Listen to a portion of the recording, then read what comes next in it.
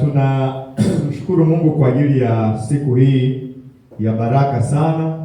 Ni siku ya tatu katika siku 4 ambazo Bwana ametupa kwa ajili ya semina, lakini siku 5 kwa ajili ya mfungo.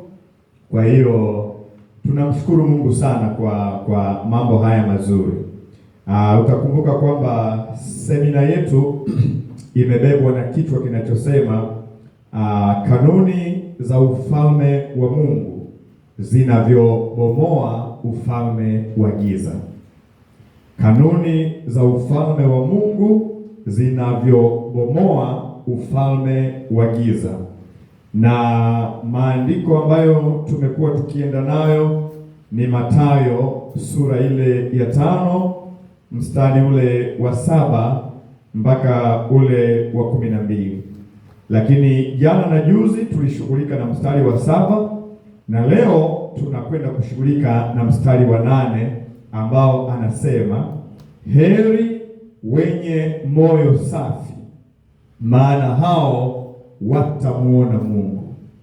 Heri wenye moyo safi, maana hao watamuona Mungu. Ndugu zangu, huu ni wito ni wito au ni mwaliko wa kutakasa mioyo. Ni wito au ni mwaliko wa kutakasa mioyo. Hakuna namna ambavyo moyo utakuwa safi kama haujakutana na Mungu aliye hai. Hakuna. Moyo hauwezi kuwa safi kwa sababu uko kwenye dini, kwa sababu sijui umekutana na nani. Hapana. Moyo utakuwa safi pale ambapo tu unakutana na Mungu aliye hai. Kwa hiyo Yesu anaposema heri wenye moyo safi, maana yake anatoa mwito wa watu kukutana na Mungu aliye hai, kwa sababu hakuna namna, chukua hiyo, moyo wako utakuwa safi isipokuwa umekutana na Mungu au umejiweka chini ya mamlaka ya Mungu aliye hai. Glory be to God. Kwa hiyo anaposema heri wenye moyo safi, kwa maana hao watamuona Mungu. Maana yake uheri wa moyo, baraka za moyo zinategemea hali ya usafi wa moyo. Manake moyo unapokuwa mchafu unafunga, unaondoa zile heri, haziwezi zikaonekana, unaondoa zile heri. Kwa hiyo heri hizo, baraka zinavutwa na moyo ulio safi, na moyo ulio safi ni moyo unaokutana na Mungu aliye hai. Heri wenye moyo safi, kwa maana hao watamuona Mungu. Ukimuona Mungu unapungukiwa na kitu gani tena? Kwa sababu Mungu ndio mwenye kila kitu. Kwa hiyo moyo ukimuona Mungu umekutana na kila kitu, umekutana na kila kitu. Bwana Yesu asifiwe sana. Bwana Yesu apewe sifa. Glory be to God. Sasa ndio maana nikijaribu kumwangalia Ayubu kwenye ile Ayubu 42 mstari ule wa 5 mpaka ule wa 6. Ayubu 42 mstari wa 5 mpaka wa 6 anasema, nilikuwa nimesikia habari zako kwa kusikia kwa masikio, bali sasa jicho langu limekuona. Ayubu anasema alikuwa anasikia tu habari za Mungu kwa masikio namna hii, watu wakimhubiri, watu wakimsema, lakini Mungu alimpitisha kwenye mchakato alimpitisha kwenye mchakato, akasema sasa nimekuona, moyo wangu umekuona. Alafu pale mbele anasemaje mstari wa 6? Kwa sababu hiyo najichukia nafsi yangu na kutubu katika mavumbi na majivu. Mungu anapokupa fursa ya kukutana naye ukamuona, na mara nyingi anakupa hiyo fursa anapokupitisha kwenye mapito fulani, anapokupitisha kwenye mchakato fulani. Huo mchakato ni mchakato wa kukupurify ili uweze kumuona. Ayubu anasema, nilikuwa nakusikia tu mchungaji wetu akikuhubiri, nilikuwa nakusikia tu watu wakisema, lakini nimepita kwenye huu mchakato, ni kama matakataka yameondoka kwenye moyo wangu, nimekuona. Na kwa sababu nimekuona, ndio najiona jinsi nilivyo mchafu zaidi, ninajichukia, ninaendelea kutafuta utakaso, naendelea kutafuta neema yako ya kutakaswa zaidi. Glory be to God. Kwa hiyo moyo unapokuwa safi, unaweza kumuona Mungu kwa jinsi ya rohoni, ukajua kwamba huyu ni Mungu ananisemesha, huyu ni Mungu anazungumza na mimi, huyu ni Mungu ananielekeza kitu fulani. Lakini kama moyo sio safi, hata mahubiri yangehubiriwa, huwezi kumuona Mungu kwenye hayo mahubiri. Lakini kuna namna wewe unaweza ukawa shahidi, neno likihubiriwa hapa, kwa sababu ya kale ka usafi, unaona kabisa kwamba Mungu anazungumza na wewe, unamuona Mungu kabisa anakupa maelekezo ya mambo fulani fulani. Bwana Yesu asifiwe sana. Bwana Yesu apewe sifa. Sasa moyo usio safi hauwezi kufanikiwa. Ndio maana Yesu anasema heri wenye moyo safi, kwa manake wamebarikiwa watu wenye moyo safi. Wanavuta mafanikio watu wenye moyo safi, kwa sababu Biblia iko wazi kwenye Mithali, afichaye dhambi zake hatafanikiwa. Dhambi tunaficha wapi ndugu zangu? Moyoni. Nje tunajionyesha kwa watu kwamba ni safi, lakini ndani tunaficha, tunatengeneza vichaka vya chuki, wivu, uadui, hasira, tumeficha ndani. Anasema afichaye dhambi zake hatafanikiwa. Ndio maana Yesu, haya maandiko yanagongana namna hii, heri wenye moyo safi. Kwa maana nyingine anachosema, msiweke vichaka kwenye mioyo yenu, msifiche dhambi kwenye mioyo yenu, kwa sababu dhambi itaficha, itazuia zile heri, itazuia zile baraka ambazo Mungu amezikusudia. Glory be to God. Sasa Yesu anaposema moyo, anamaanisha nini? Anapozungumzia moyo, anazungumzia hali ya ndani ya mwanadamu, anazungumzia nia yako, anazungumzia mawazo yako, anazungumzia matakwa yako au maamuzi yako. Moyo unapokuwa mchafu, maana yake mawazo yako yameshavurugwa, yameshatiwa dosari, mawazo au fikra. Moyo unapokuwa mchafu, nia yako wewe inakuwa ovu, haipatani na mapenzi ya Mungu. Moyo unapokuwa mchafu, maamuzi yako yanakuwa sio yenye kumpendeza Mungu. Na hapo ndipo Mungu, Yesu anapotaka kushughulika napo, anaposema heri wenye moyo safi. Kwa tafsiri nyingine anasema heri wenye nia kama ya kimungu, heri wenye mawazo kama ya kimungu, heri wenye maamuzi yanayopatana na mapenzi ya Mungu aliye hai. Glory be to God.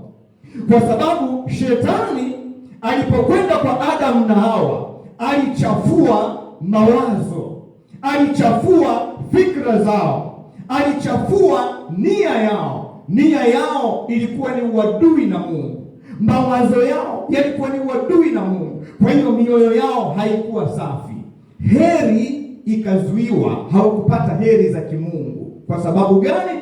Adamu na Hawa mioyo ilikuwa michafu, haikuwa misafi, kwa sababu mawazo, nia na maamuzi yao hayakupatana na Mungu aliye hai. Glory be to God. Ndio maana Yesu anawaambia wanafunzi wake pale kwenye Yohana sura ya 13 mstari wa 10 mpaka wa 11, alikuwa na watawaza miguu pale. Petro akakataa, akamwambia mimi Bwana, labda nioge kabisa. Petro akasema hakuna. Alioga, hahitaji kufanya nini? Hahitaji kuoga, anahitaji tu kunawa tu miguu na nini. Akawaambia ninyi mmeshakuwa safi, kwa tendo mmeshakuwa safi. Lakini anasema si wote. Si wote. Kwa sababu gani? Biblia inasema aliona dhamira ya Yuda ya kutaka kumsaliti. Aliona mawazo ya Yuda moyoni ya kutaka kumsaliti. Anawaambia ninyi ni safi, lakini sio nyote mlio safi. Kwa sababu gani? Kuna mtu moyo wake hapa una mawazo kinyume na mapenzi ya Mungu. Kuna mtu nia yake haiko sawa. Ndio maana nikawa najaribu kufikiri sana. Tunaweza tukakaa hivi, tunaonana huku nje tuko safi, tumevaa vizuri, lakini nani anajua nia ya nani? Nani anajua mawazo ya nani? Nikawa nafikiri sana. Yuda na wanafunzi wa Yesu wapo wamemzingira Yesu, kila Yesu anakokwenda na wao wapo. Yuda ndio mhasibu, ameshika ule mkoba. Nikawa nafikiri sana, nikapata picha ya wadada wa siku hizi. Sema yule kijana nampenda, yuko na Bwana Yesu, yuko na Bwana Yesu. Kila anapokwenda Yesu wako pamoja. Alafu ndio anashika pesa, jamani, nampenda yule, angenioa. Ajui nia ya mwanaume anayemtaka, nia ya mwanaume mtaka ni kumsaliti Yesu. Alafu anaolewa na mtu ambaye kumbe kesho anamsaliti Yesu Kristo. Ni kwa sababu ameangalia nje, akavutiwa, yuko kwenye kampani ya Bwana Yesu. Unamwachaje mwanaume huyu aliyoko kwenye kampani ya Yesu? Unamwacha vipi? Lakini nia ilikuwa. Ndivyo ambavyo hata kanisani hatujui kwamba kila aliyekuja kanisani sio kwamba nia yake ni mapenzi ya Mungu. Wapo wanaokuja nia, mawazo na fikra zao ni kinyume kabisa na mapenzi ya Mungu. Mapenzi ni kinyume kabisa.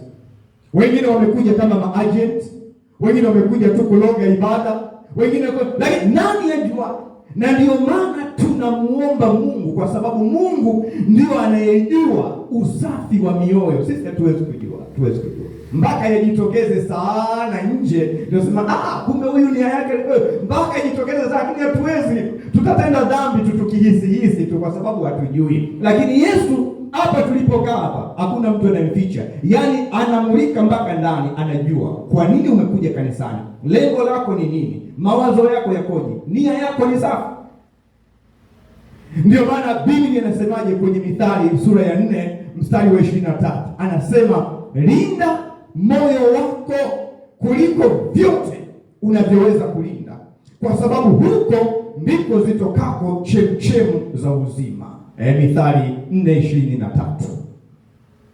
Mimi nakwambia kama kuna eneo la usichukulie poa, kama kuna eneo la kulinda ni moyo wako. Kila wakati mwambie Bwana, nanyunyiza damu ya Yesu kuzingira fikra za moyo wangu, kuzingira mawazo ya moyo wangu, kwa sababu unaweza ukashangaa unapendana sana na mke wako, lakini shetani akishachafua fikra zake, huyo anayekupenda sana, mimi nakwambia utashangaa, utajiuliza mara mbili, ni huyu kweli? Ni huyu?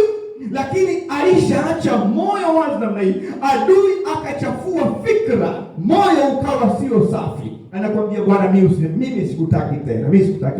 Kama shetani aliweza kuchafua fikra za Adamu na Hawa, wakamuona Mungu si kitu tena, unadhani anashindwa kuchafua fikra zako dhidi ya mkeo?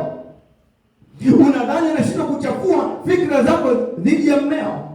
Unadhani anashindwa kuchafua fikra na mawazo yako dhidi ya mchungaji wako? Ndio maana tunahitaji sana Yesu anaposema, namuelewa Yesu sana anaposema heri wenye moyo safi. Moyo safi ni moyo uliowekwa chini ya mamlaka ya Mungu siku zote. Chini ya mamlaka ya Mungu. Kila shetani akitaka kuleta wazo chafu, anakuta moyo uko chini ya mamlaka ya Mungu aliye hai. Kila akitaka kupenyesha nia ambayo kinyume na mapenzi ya Mungu kwenye ndoa au kwenye kazi ya Mungu, anakuta mioyo ya watu iko chini ya mapenzi ya Mungu aliye hai, chini ya mamlaka ya Mungu aliye hai. Shetani hawezi kupenya mahali hapo. Ndio maana namuelewa Yesu anaposema heri wenye moyo safi, maana hao watamuona Mungu. Maana yake wataona uaminifu wa Mungu, wataona matendo makuu ya Mungu, wataziona baraka za Mungu aliye hai. Ndio maana hujawahi kusikia mtu anasema nimemuona Mungu. Bwana amemuonaje? Sio kwamba amemuona physical, ameona ukuu wake ukifanya kazi maishani mwake. Kwa hiyo anasema nimemuona Mungu kwenye ndoa yangu, nimemuona Mungu kwenye usichana wangu. Kwa sababu gani? Amekutana na Mungu aliye hai. Glory be to God. Bwana Yesu asifiwe. Bwana Yesu asifiwe. Kwa hiyo vurugu zote zinazotokea kwenye ndoa, kwenye makanisa, wapi? Shida ni uchafu wa mioyo, uchafu wa mioyo ambao wakati mwingine tunaingiziwa na adui, sio kwa kupenda kwetu. Na ndio maana Yesu anasema hivi kwenye Wakolosai, anasema tulipokuwa adui na Mungu katika nia zetu, lakini ametupatanisha. Kutupatanisha maana yake nini? Ameleta nia zetu ziwe chini yake ili tuwe na usafi wa mioyo. Tunapofanya maamuzi, tunaangalia maamuzi haya ni kwa ajili ya kuridhisha nafsi yangu, kwa ajili ya kujipendeza mimi, mwili wangu, au ni Mungu aliye hai? Alafu ndio unatekeleza au unaacha. Mawazo haya ninayoyawaza yanamtukuza Mungu au ni mawazo ya ujinga wangu au ubinafsi wangu tu au upumbavu wangu? Ukishapiga breki namna hiyo, ukajua kwamba hayampendezi Mungu, unaachana naye. Heri wenye moyo safi, maana hao watamuona Mungu. Sasa moyo mchafu, ndugu zangu, ni kichaka cha shetani, ni kifaa cha shetani cha kuimarisha ufalme wake, na moyo safi ni kifaa cha Mungu cha kuimarisha ufalme wake. Sasa ili kudhoofisha ufalme wa Mungu, shetani atapambana sana uwe na usafi wa nje tu. Unaonekana unakuja kwenye maombi, unaonekana umefunga, usafi wa nje, matendo ya nje, machoni petu tunaona tuko vizuri, tunaonana tuko vizuri, lakini moyoni hakujakaa sawa. Sasa ili kubomoa ufalme wa giza, Yesu anakuja na mafundisho ya usafi wa moyo, kwa sababu hakuna namna unavyoweza kubomoa ufalme wa giza kwenye taifa lako isipokuwa moyo wako umekaa safi. Kwa sababu moyo usipokuwa msafi, moyo unakuwa ni kichaka cha shetani, na shetani akishajificha kwenye hiko kichaka, unamfukuzaje? Utatumika wewe kama kifaa chake cha kuharibu ndoa, utatumika wewe kama kifaa chake cha kuvuruga kanisa la Mungu. Anakuja anavuruga namna hii, alafu anarudi kwenye kichaka cha moyo wako, ametulia, anaangalia mnavyopelekana kwenye hiyo ndoa, anaangalia mnavyopelekana kwenye hilo kanisa. Lakini moyo ukiwa safi, ni kifaa cha kujenga na kupeleka ufalme wa Mungu mbele, kwa sababu mambo yote ya giza yanakuwa hayana nafasi. Ndugu zangu, shetani huogopa sana mtu mwenye moyo safi kuliko mtu mwenye vipawa vikubwa, lakini moyo ni mchafu. Chukua hiyo. Shetani ni muoga sana, anamuogopa sana mtu mwenye moyo safi kuliko mtu mwenye karama na vipawa vikubwa, lakini moyo wake ni mchafu.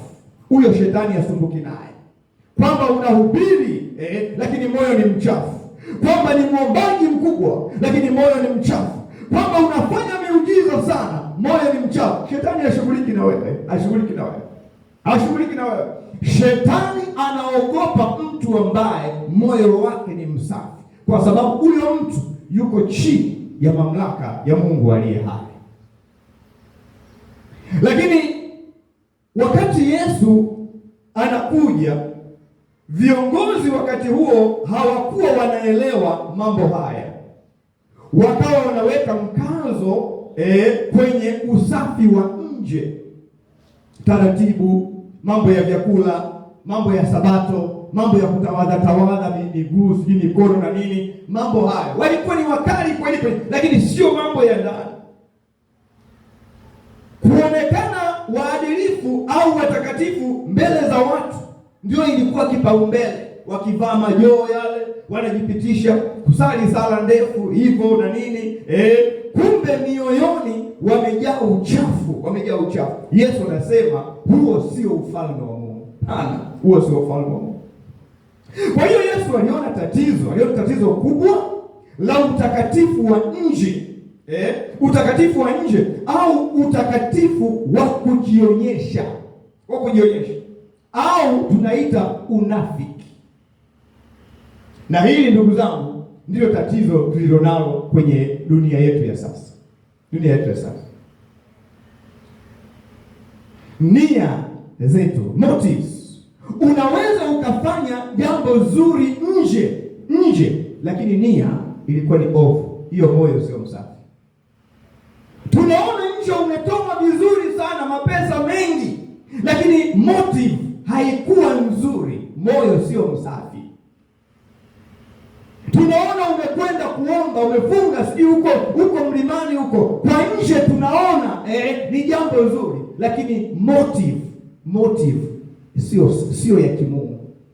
Ndio maana Yesu akasema unapokwenda kusali, ingia kwenye chumba chako cha ndani, usijionyeshe kwamba wewe unasali sana na nini. Ingia kwenye chumba chako cha ndani, motive yako, baba yako wasilini ndio akuone.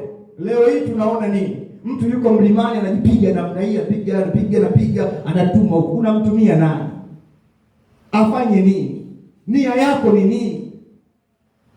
Tukuone sisi kwamba unaomba, unagaragara huko, au baba yako aliyosilini ndio akujue kwamba unaomba? Utakatifu wa nje.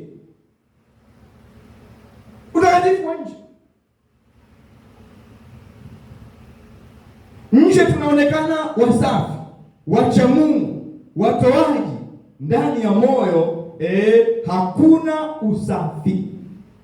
Kama wale tu Mafarisayo waliomshika ule mwanamke mzinifu. Nje wanaonekana wasafi, tena mpaka wanapambana kumshika ule mwanamke, wanasema huyu ni mchafu, tumemkamata. Nje wanajiona wao wasafi, lakini Yesu mzee wa rohoni anarudi pale, anaandika namna hii, maana katika jiangalieni kwenye mioyo yenu. Huku nje ni sawa, watu wanawaona nyinyi mmeshika sheria na nini, mioyo ikoje? Walipogundua tu namna ile, Biblia inasema dhamiri zao ziliwashtaki. Dhamiri inakushtaki vipi kama ndani huna hatia? Lazima ndani kulikuwa na uovu umejaa. Wakakimbia, badala ya kuja kwa Yesu wakakimbia. Unaposhtakiwa dhamiri yako, mtu wa Mungu, usiende mbali na Yesu, mkaribie Yesu, kwa sababu yeye ndio anayeweza kusafisha moyo wako. Daudi akalia akasema, Bwana, niumbie moyo safi. Manake watu wananiona kama mfalme, lakini niliyejaa mambo ya hovyo ndani. Niumbie moyo safi. Watu hawauoni moyo wangu, lakini wewe unauona. Niumbie moyo safi. Moyo safi hauwezi ukaumbwa na mchungaji wako. Hata yeye anataka kuumbiwa moyo safi na Mungu aliye hai. Struggle ulionayo wewe na mtume wako anayo hiyo ya kuanza vibaya. Struggle ulionayo wewe na nabii wako anayo hiyo ya kuwa na nia mbaya kwa sababu ya ubinadamu. Wote tunakwenda msalabani na kumwambia Bwana, tuumbie mioyo safi. Niwaze yaliyo mapenzi yako. Nikinia nisinie tofauti na mapenzi yako. Glory be to God. Bwana Yesu asifiwe. Haleluya. Sasa ukiangalia kwenye Mathayo sura ya 23 mstari wa 25 mpaka wa 26. Mathayo sura ya 23 mstari wa 25 mpaka wa 26 anasema, ole wenu waandishi na Mafarisayo wanafiki,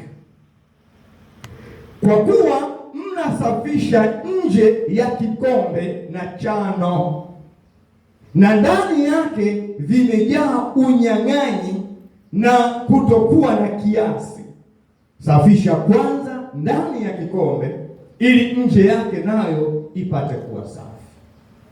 Hawa ni viongozi wa dini ambao kwa hali ya kawaida kila mtu akiwaangalia hivi nje anasema hao jamaa hawana dhambi, hao wako karibu na Mungu, hao ni watakatifu, hao wakifa ni first class kule mbinguni. Alafu Yesu anakuja anawaambia ole wenu, kwa sababu ninyi ni wanafiki. Maana yake mlivyo ndani ni tofauti na mnavyoonekana nje. Anasema ndani mmejaa unyang'anyi na kutokuwa na kiasi. Ili nifanye nipige pose, nikawa nafikiri, kwa sababu anapozungumzia waandishi na Mafarisayo anazungumzia viongozi. Nikawa naleta picha kwenye wakati wetu wa sasa, sisi wachungaji, sisi manabii, sisi mitume, sisi maaskofu, sisi sijui wainjilisti. Yesu anatuambia kwamba ndani yetu tumejaa unyang'anyi na kutokuwa na kiasi. Tunanyang'anya nini? Tunanyang'anya nini? Tumejaa unyang'anyi, lakini tukiingiza ibada namna hii sisi ni watakatifu kweli. Lakini anasema kutokuwa na kiasi, manake hatujizuii. Hatuwezi kuzuia tamaa zetu, hatuwezi kuzuia fikra zetu mbaya, hatuwezi kuzuia hivyo. Kwa hiyo anasema tumejaa unyang'anyi, tunapora na hatuna kiasi. Lakini nje tunatumia jina la Mungu tunavyotaka, lakini sivyo tulivyo ndani.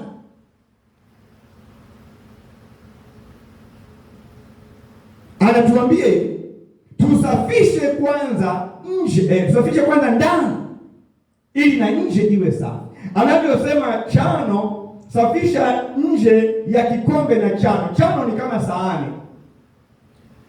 Sahani. Kwa hiyo anasema hiyo sahani isafishe ndani na nje kuwe safi. Safisheni kwanza mioyo yenu ili na nje kuwe safi. Kwa hiyo kauli ya Yesu kwamba heri wenye moyo safi, maana yake anakataa hali ya ibada za nje za kujionyesha zisizoakisi maisha ya kweli ya unyofu ya kumcha Mungu ya ndani. Hicho ndio Yesu anakataa. Hicho ndio anachopingana nacho. Ukiangalia Mathayo 23 mstari wa 27, Mathayo 23 mstari wa 27, Yesu anapambana. Anasema ole wenu waandishi na Mafarisayo wanafiki. My goodness. Mungu tuhurumie kwa unafiki wetu. Kwa kuwa mmefanana na makaburi yaliyopakwa chokaa, nayo kwa nje yanaonekana kuwa mazuri, bali ndani yamejaa mifupa ya wafu na uchafu wote. Yaani Yesu angetokea hapa leo alafu anatuambia neno kama hili, sijui tungefanyaje? Sasa akisema na waandishi na Mafarisayo, maana yake haishi kwa viongozi tu. Maana yake hiyo ni tafsiri inapita mpaka kwa waumini. Kwa sababu tabia walizonazo viongozi ndio walizonazo waumini. Wanadamu ni wale wale tu. Kwa hiyo anasema ni wanafiki. Kwa nini? Anasema ninyi ni kama makaburi yaliyopaka chokaa. Nje yanaonekana chokaa nyeupe, safi. Lakini anasema ndani ni mifupa ya wafu na uchafu wote. Nilipiga pause nikawa najiangalia mwenyewe ndani. Namuuliza Mungu, hivi ndani yangu kuna mifupa ya wafu? Kuna uchafu huko ndani yangu? Watu wakiona wanaona na meremeta kama kaburi lilopakwa chokaa. Hivi ndio Yesu anatokea alafu anakuambia wewe maneno haya. Hebu chukulia picha. Tuachane na Mafarisayo na Masadukayo. Anatokea alafu anakuambia Eugene, nafiki wewe. Ni kama kaburi lilopakwa chokaa na ndani kuna mifupa. Ungefanyaje mwanangu? Response yako kwa Yesu. Mimi nilikuwa najipiga picha kwa Yesu ndio wakati naandaa hizo Yesu ndio ananitokea hapa sasa hivi. Niko mwenyewe chumbani naandaa, anatokea ondole. Wewe ni mnafiki.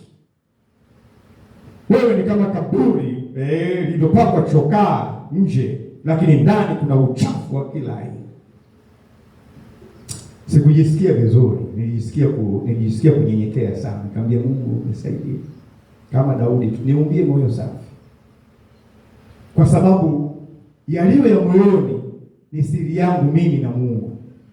Mengine mke wangu hayajui, na hata yajua labda mpaka tunaachana kwenye ulimwengu tunaenda mbinguni, hawezi kujua, wala mimi yaliyo moyoni mwake.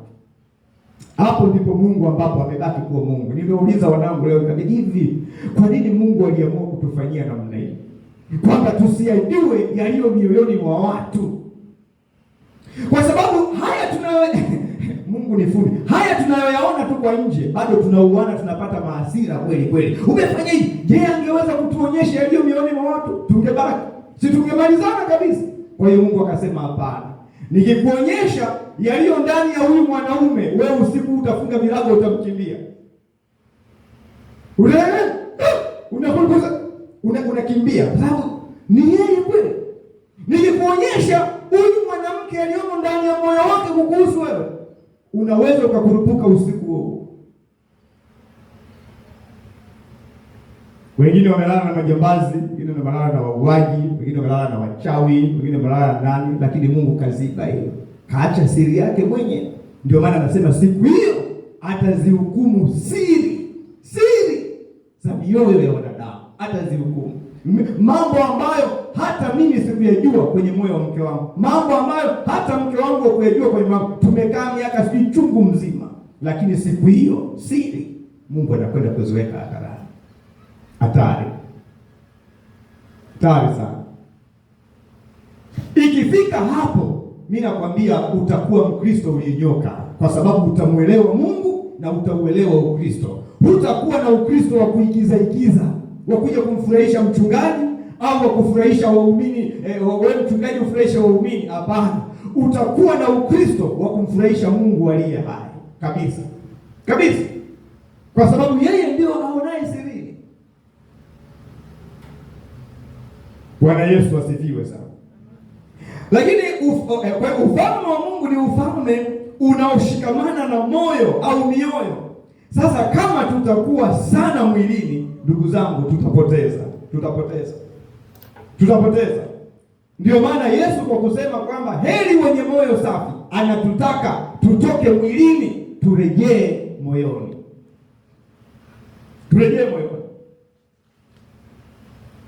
Kiongozi fulani wa dini siku moja alikuwa anatuma message za matusi makubwa anayaporomosha namna hii kwenye message, kwenye simu. Anapromoshana na mtu. Ghafla ile message imeenda kwa muumini wake. Ongea matusi namna hii. Mungu alivyofundi. Kaficha, lakini siku hiyo ndio muumini wake anajua kwamba kumbe hata moyo wa kiongozi wetu huyu mkubwa uko namna hii. Kwa hiyo kwa nini uwe mnafiki? Kuwa vile tu ulivyo ndani ndio uwe nje. Sasa ukiangalia Luka sura ya 17 mstari wa 20 mpaka ule wa 21, anasema hivi: na alipoulizwa na Mafarisayo, ufalme wa Mungu utakuja lini? Aliwajibu akawaambia, ufalme wa Mungu hauji kwa kuuchunguza, wala hawatasema tazama upo huku au kule, kwa maana tazama ufalme wa Mungu umo ndani yenu. Ufalme wa Mungu umo ndani yenu. Ufalme wa Mungu hauji kwa kuuchunguza. Sikiliza kwa makini. Watu hawa walikuwa wanapima ufalme wa Mungu kwa macho, mali, au mamlaka na matukio makubwa ya ishara na miujiza ya nchi. Watu walikuwa wakitafuta ishara kubwa ndio wajue kwamba huu ni ufalme wa Mungu. Walikuwa wanatafuta matukio ya ajabu ili kuonyesha kwamba huo ndio ufalme wa Mungu. Wanakimbizana. Unajua, anasema ufalme wa Mungu hauji kwa kuuchunguza. Maana yake walikuwa wanakwenda kwa nabii huyu, wanachunguza watapata ishara gani wajue ndio kuna ufalme. Wanakwenda kwa mchungaji huyu, wanahangaika, wanachunguza kuna tukio gani ndio tujue tuna ufalme. Yesu anasema ufalme wa Mungu hauko kwenye matukio ya namna hiyo. Ufalme wa Mungu hauji kwa kuuchunguza namna hiyo. Ufalme wa Mungu uko mioyoni mwenu.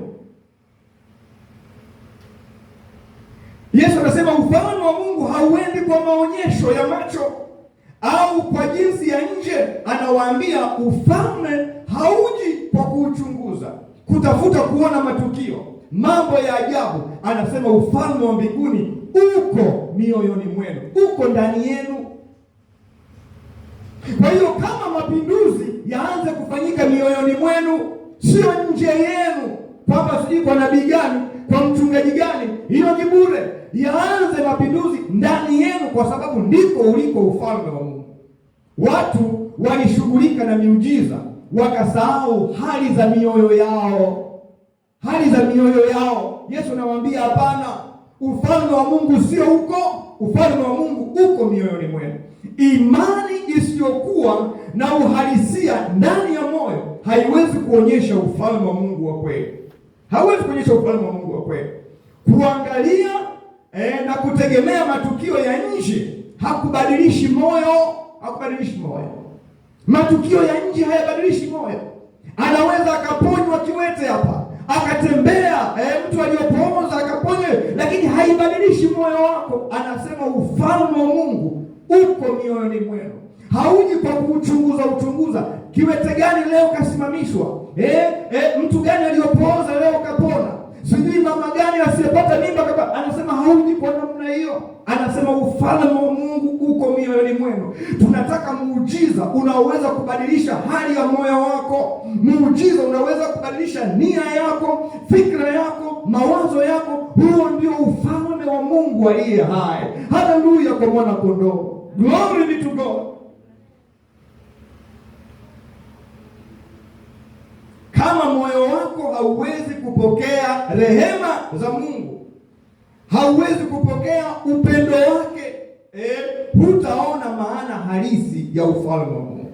Kuangalia matukio ya nje ni kupoteza muda. Ufalme wa Mungu unaonekana pale moyo unapobadilika, si kwa ishara za ajabu. Ufalme wa Mungu hauonekani kwa ishara na ajabu, ni pale moyo unapobadilika. Kama moyo wako haujabadilika, huonyeshi ufalme wa Mungu huko mtaani. Hata wangeponywa vipofu wangapi vyote bila.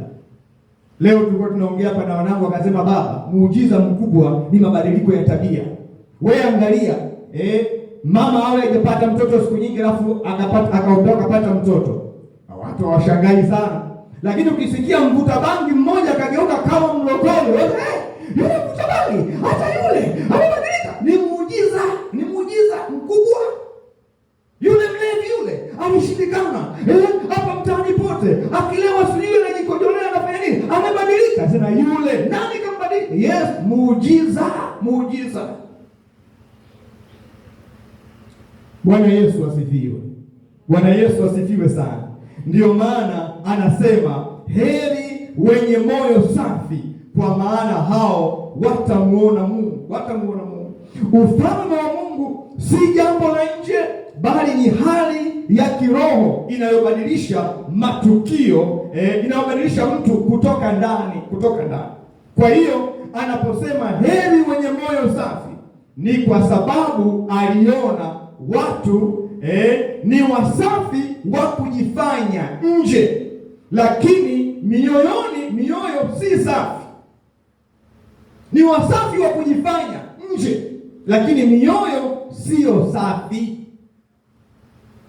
Wanakunywa pombe kwa kujificha, wanafanya uzinifu kwa kujificha, wanafanya matukio yote kwa kujificha, lakini kwa nje ukija ni viongozi wanahubiri vizuri, ni viongozi wanaomba vizuri, mifungo ikitangazwa wanafunga, lakini wameficha mifupa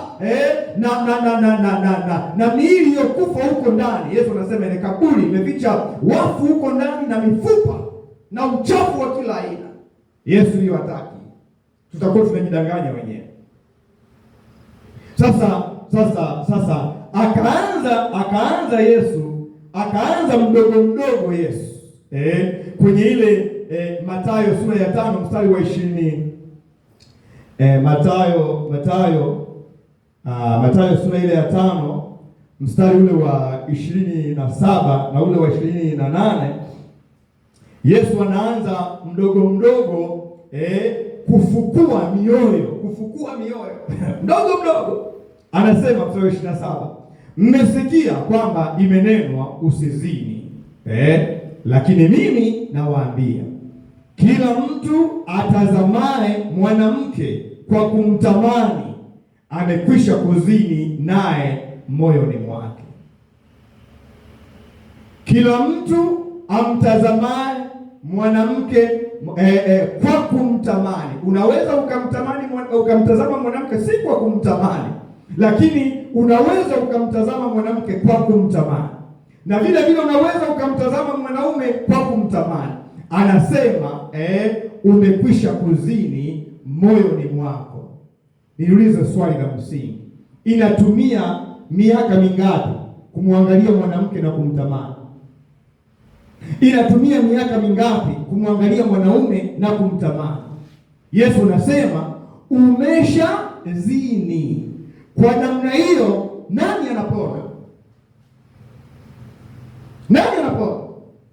Kwa nje unajikuta kabisa, mimi sio mzinifu, mimi sio mzinifu. Yesu anasema swala sio nje, nikikuangalia moyoni wewe ni mzinifu, mzinifu mkubwa, mzinifu moyoni nikikuangalia.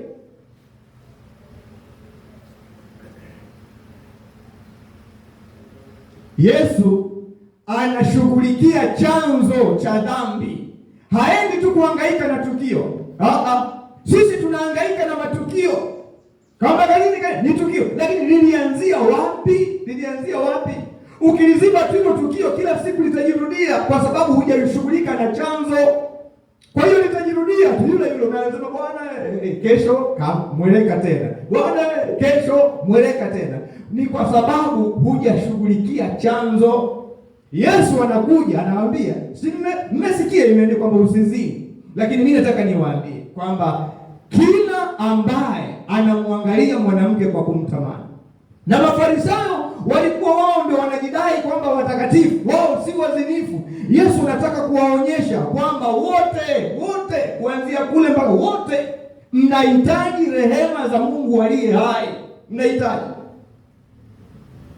Mnahitaji msaada wa Mungu aliye hai. Hayuko anayeweza kujiwezesha mwenyewe hapa, hayupo. Hatuwezi kuzuia vitendo kama tumeshindwa kugusa chanzo. Anasema heri wenye moyo safi. Moyo safi ni msingi wa kudhibiti tamaa. Moyo safi ni msingi wa kudhibiti tamaa ya ulevi, tamaa ya zinaa, tamaa nyingine yoyote. Kama moyo haujawa safi, hata tumekufunga kamba, wewe kuzini utachomoka, utakwenda. Ndio maana unaona kuna watu wanajiziba kila mahali wasionekane kila mahali, lakini bado wanatamaniwa na wao wanatamani na wanaanguka kwenye uzini, lakini wameziba viungo vyao vyote. Kuna wale wanaitwa kwenye historia ya kanisa wale mamonki wale, walikuwa hawataki dhambi, wanasema tukichangamana na watu ndio tutatenda dhambi. Wakaenda huko milimani, wakajitenga, wakajenga nyumba za huko, wakae peke yao, wasichangamane nao. Lakini unakimbiaje mdudu aliye ndani yako? Unamkimbiaje? Hata ukikaa mwenyewe eti mimi sitaki nikichangamana na wanawake ni sawa, itakusaidia lakini kidogo sana. Unaweza ukawakimbia hao wanawake, lakini huku kumekaa kama huko kujatengenezwa, mimi nakwambia utatoka mwenyewe hapo chumbani na utawatafuta waliko.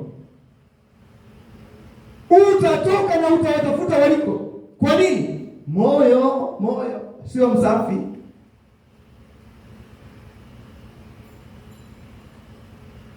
Bwana Yesu asifiwe sana.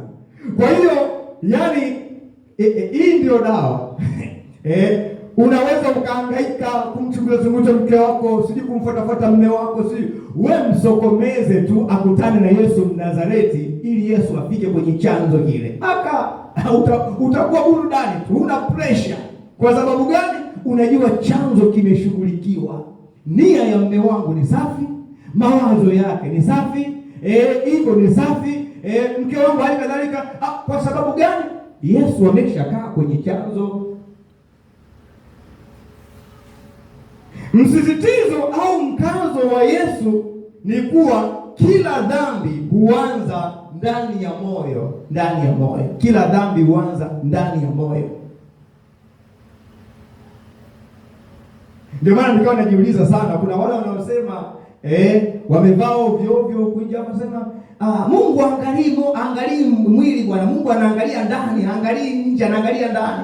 Sasa kama Mungu ameangalia ndani na amekuta huo moyo ndio una matamaa namna hiyo, ndio maana ukavaa hivi huko nje, inakuwa kuaje sasa?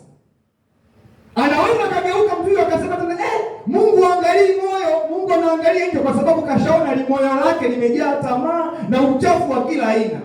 Ila kwa sababu sisi hatuoni, ndio maana anatupiga pini kwamba Mungu angalii nje, Mungu anaangalia moyo. Tungeweza tu kuzumu moyo namna hii, huyu angegeuka angesema Mungu anaangalia nje, sio moyo.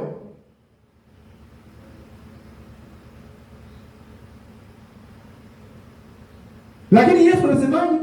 Safisheni ndani ili na nje kuwe kusafi. Yaani tukiona nje kuchafu inatuonyesha dalili, hata kama hatuna ushahidi, kwamba ndani hakujakaa sawa. Ndani hakujakaa sawa. Kwa hiyo hali ya moyo safi inasababisha matendo safi. Moyo safi ndio unaozaa matendo safi, fikra safi, nia safi, maneno safi. Na hivyo mtu anakuwa na uhusiano wa kweli na Mungu aliye hai. Kuangalia kwa tamaa ni mfano halisi wa moyo usio safi. Na hii inathibitisha mafundisho ya Yesu kuwa dhambi haianzi kwa kitendo tu cha nje, bali dhambi inaanza moyoni. Inaanza moyoni. Kuna watu wanaweza wakajinasibu sana, mimi sio mzinifu mimi, kwa sababu hajakamatwa kwenye tendo la nje. Lakini Yesu akizumu namna hii, sema wewe wadanganyi hao. Danganya mimi naona moyo wako, kitu kilichojaa. Kwa hiyo udhibiti wa tamaa moyoni ni muhimu ili kudumisha uadilifu wa moyo. Uadilifu wa moyo. Ndio maana Daudi alipokamatwa akasema, Bwana, wewe unapendezwa na kweli iliyoko moyoni, sio kweli ya nje ya kujifanya. Unapendezwa na kweli iliyoko moyoni. Niumbie moyo safi. I wish hayo yangekuwa maombi yetu siku zote za maisha yetu. Udhibiti wa tamaa moyoni ni muhimu ili kudumisha uadilifu wa moyo. Lakini ukiangalia Mathayo, Yesu anafukua mioyo. Mathayo sura hiyo ya 5 mstari wa 22 mpaka wa 24 anafukua mioyo, na jioni ya leo afukue mioyo yetu. Anasema mstari wa 22, labda nianzie wa 21. Anasema, mmesikia watu wa kale walivyoambiwa, usiue, na mtu akiua itampasa hukumu. Bali mimi nawaambia, kila amuoneaye ndugu yake hasira itampasa hukumu, na mtu akimfyolea ndugu yake itampasa baraza, na mtu akimwapiza itampasa jehanamu ya moto. Basi ukileta sadaka yako madhabahuni, na huku ukikumbuka ya kuwa ndugu yako ana neno juu yako, iache sadaka yako mbele ya madhabahu, uende zako upatane kwanza na ndugu yako, kisha urudi uitoe sadaka yako. Patana na mshtaki wako upesi wakati wapo pamoja naye njiani, yule mshtaki asije akakupeleka kwa kadhi, na kadhi akakupeleka kwa askari, ukatupwa gerezani. Amin nawaambia, hutoki humo kamwe hata uishe kulipa senti ya mwisho. Yesu anafungua mioyo. Mmesikia kwamba watu wa kale walivyoambiwa usiue. Ukiua itakupasa hukumu. Lakini anasema mimi nawaambia, kila amuoneaye ndugu yake hasira. Nani hapa miongoni mwetu hajawahi kumwonea ndugu yake hasira? Nani hajawahi kumfiolea ndugu yake? Mahasira kila leo, yanakuja kila leo. Yaani wewe unauaga watu tu kila leo, wewe unauaga watu tu kila leo. Kwa sababu Yesu anachosema ni nini? Kuua ni tendo, lakini linaanzia wapi? Linaanzia wapi? Uonaji wanasema ameua bila kukusudia, kwa sababu hasira kachukua ligongo kichwani, akifikiri akitimiza ile ghadhabu yake, akaua hapo hapo. Kwa hiyo sisi tunaangalia kitendo tu kwamba wanaua sana, lakini wauaji tuko wengi ndani ya kanisa, tuko wengi. Umeshaua mchungaji wako kila leo. Mimi chungaji hili silipendi. Unamuua kila siku. Umeshaua Wakristo wako kila leo. Ili Mkristo hili linajidai hili. Unaua hasira, unaua kila siku. Jirani yako unamuua kila siku kwa hasira. Yesu anasemaje? Anafukua mioyo. Lakini ukikutana na nje, mpendwa, Bwana asifiwe. Habari za nyumbani. Lakini huko ndani unalele. Yaangalie. Kila hili. Kila wewe unaua kila leo, unaua. Haya ndio mafundisho Yesu aliyotuletea ya msingi kabisa. Lakini tukikaa hapa tunaimba mapambio, mchungaji akinasimama, kwa jina la Yesu pokea, amina baba, amina baba, amina baba. Bila hapo angalia mchungaji lina sifa sana, ni kwa ndani keka. Yesu anafungua mioyo. Hatufurahishi, hatuchekeshi. Haya ni mambo ya kuhuzunisha. Anafungua mioyo. Tunawasema tu wengine wanaua kwa sababu tumeona vitendo, lakini vyanzo vya mauaji ni hasira. Ni kitu kimoja wapo. Wanasema hasira ya chuki au kinyongo huonyesha tatizo la moyo. Ukishaweka kinyongo, huyo mtu akipita kwenye 18 zako, si unaweza ukafanya chochote? Hujaua bado.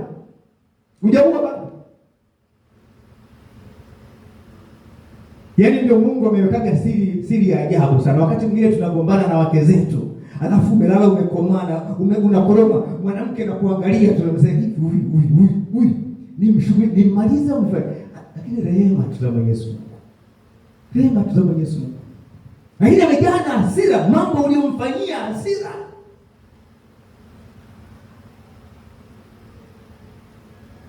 Ndio maana kama kuna kitu cha kushughulikia, Yesu anataka tushughulikie vyanzo. Hasira ni moja wapo. Ndio maana Habakuki anasema kwenye ghadhabu, katikati ya ghadhabu kumbuka rehema Mungu.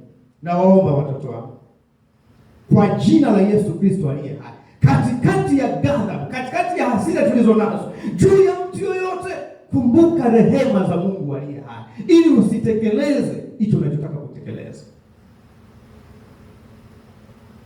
Dawa ya hasira sio kutukana matusi, hapana. Unahema sasa, umetukana ndio umepona. Hujapona, umeongeza matatizo.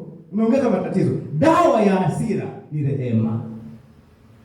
Tena ingia chumbani mwako, unalia kwa machozi, unamwambia Mungu, nimemsamehe mume wako, mtaje jina, nimemsamehe. Utapona. Shangasho. Na shetani anakaa mbali na wewe. Kumbuka nimekwambia, shetani anaogopa sana mtu mwenye moyo safi, mtu mwenye moyo wa rehema, kuliko mtu mwenye makarama na manguvu makubwa ya Mungu. Dhambi, ndugu zangu, si tendo la nje. Si tendo la nje tu. Bali dhambi huanzia moyoni. Hasira, chuki, dharau huanzia moyoni.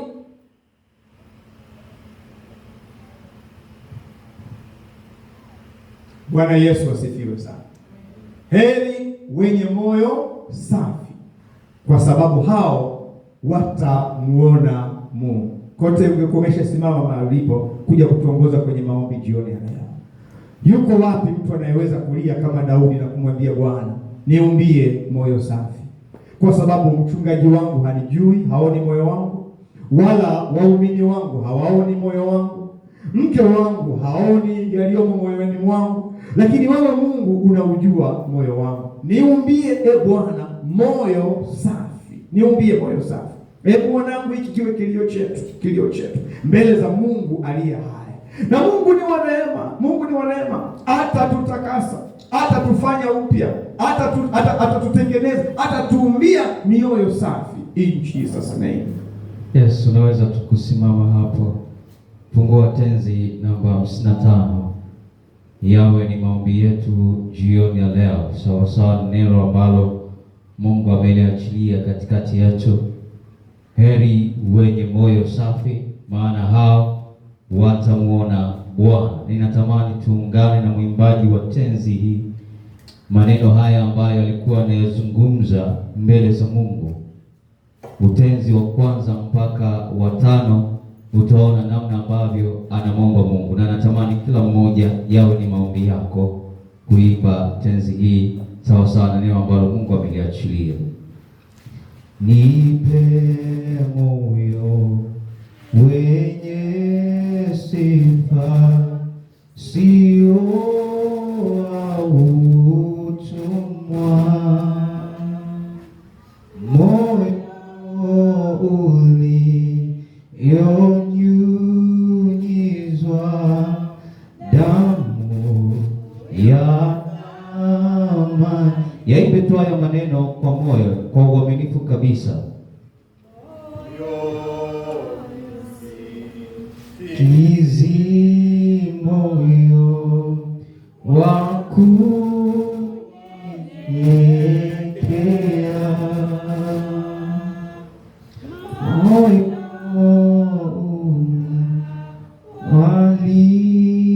waliwao na Mwokozi. Ndio, niyafanye tu yawe ni maombi yako. Ndio, unaomba huko unamaanisha ndani ya moyo wako. Unaimba huko unamaanisha ndani ya moyo wako. Ndio, ubeti ule wa 3. Moyo wenye kutubu. Wenye kutubu mnyonge, sadiki amini. Yes, Lord. Kamwe asitengwe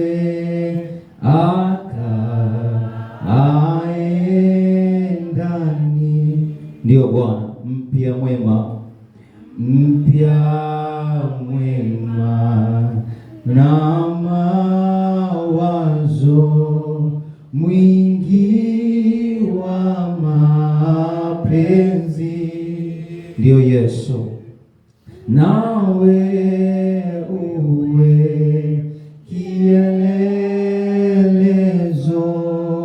moyo wa Mwokozi. Maneno ya mwisho haya yazingatie sana sana sana. Ubeti ule wa 5, ni ule moyo wako, moyo wa huruma. Ndio Yesu, natamani kwako kukujua vema. Afu ninaomba uketi kwenye kiti chako. Keti tu hapo kwa utulivu kabisa, na tafakari haya ambayo yamepita jioni ya leo na mwandishi ambaye ameandika maneno haya. Alafu mwambie Mungu, niumbie moyo safi, niumbie moyo safi, niumbie moyo safi. Wewe mwenyewe unajua, tumefundishwa moyo ni kichaka cha mambo mengi ambayo shetani anaweza kutumia na kuharibu ndoa, na kuharibu mahusiano yako na kuharibu kanisa. Lakini moyo safi Mungu anaweza kuutumia kujenga ufalme wake. Wewe mwenyewe unajua yaliyo ndani ya moyo wako. Hatuwezi kuona moyo wako, tunaona nje, lakini hatuwezi kuona moyo umebeba nini. Hebu mwambie tu Bwana maneno haya. Kama ni kiu yako kumwambia Bwana, nipe moyo ulionyunyizwa damu yako ya thamani.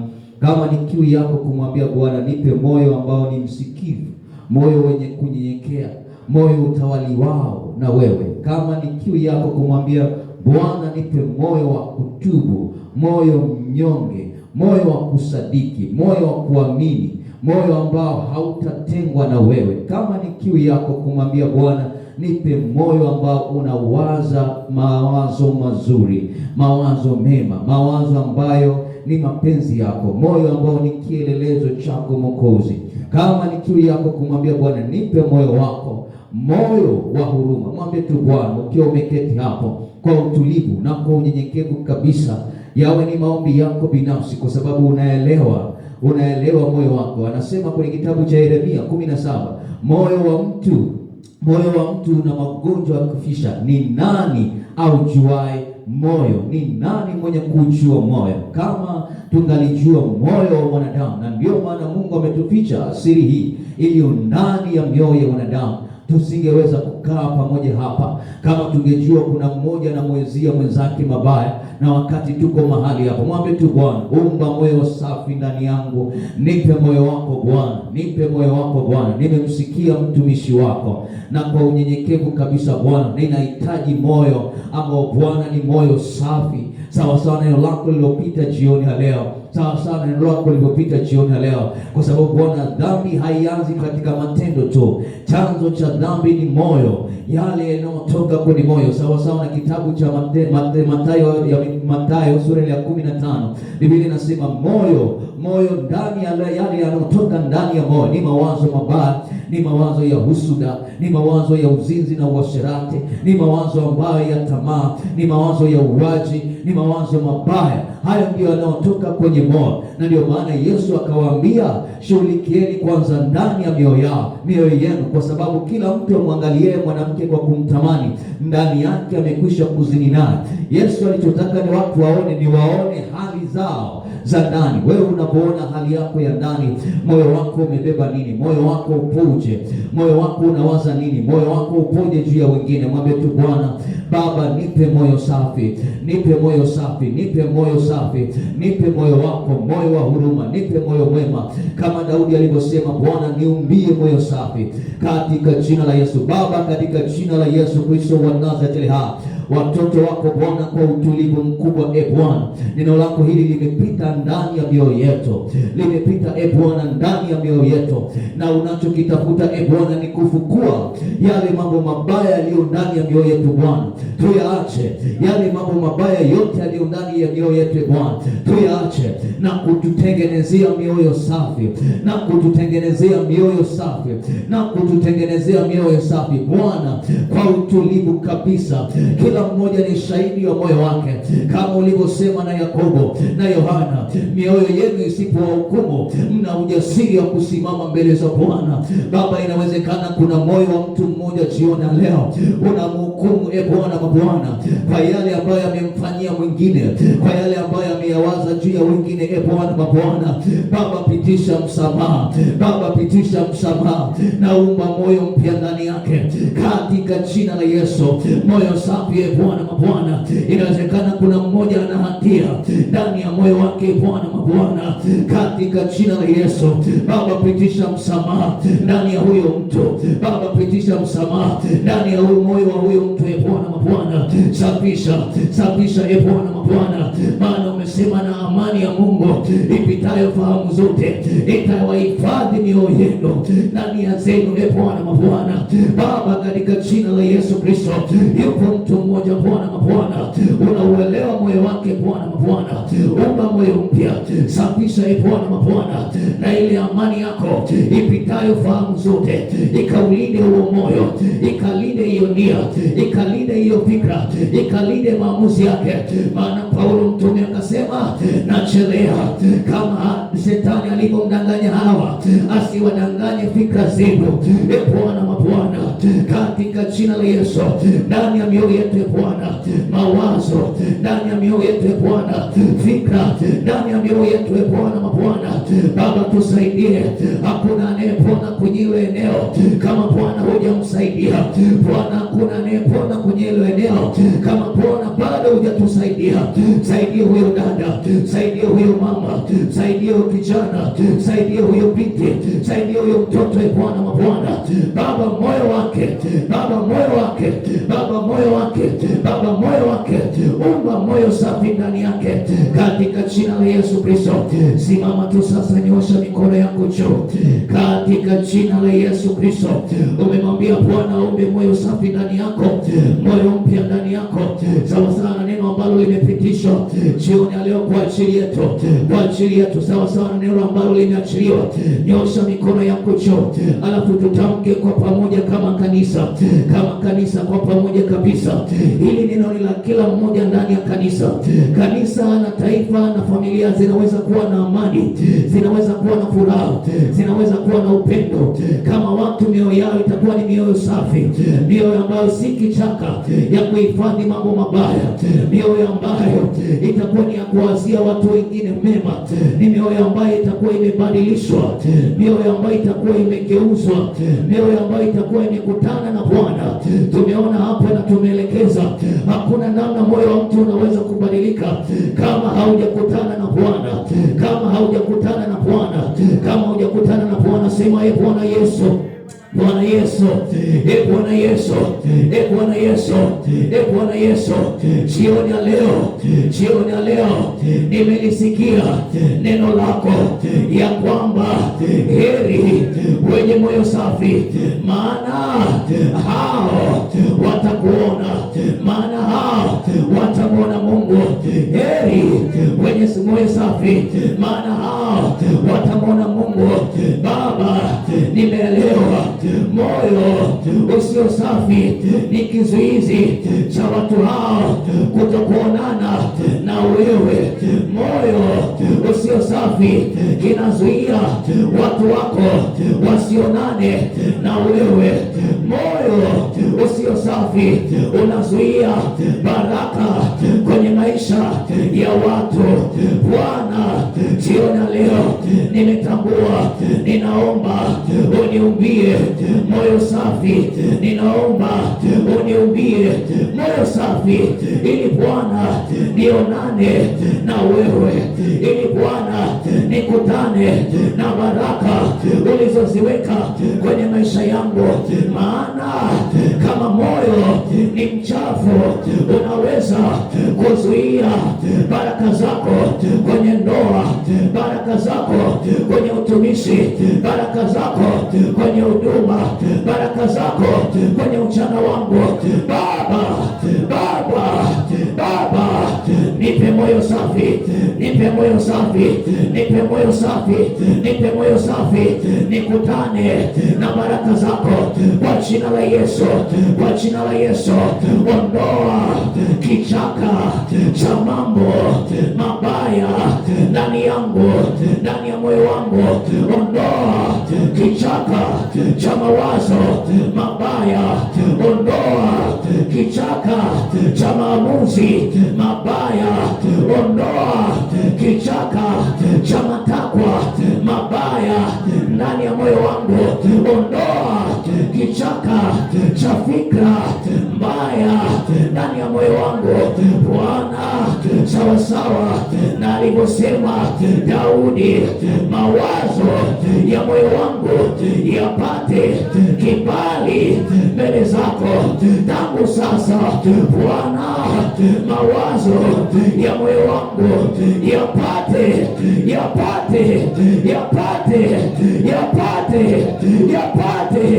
kibali mbele zako. Mawazo ya moyo wangu kwa ajili ya ndoa yangu, kwa ajili ya mke wangu, kwa ajili ya mume wangu, kwa ajili ya wazazi wangu, kwa ajili ya watu wengine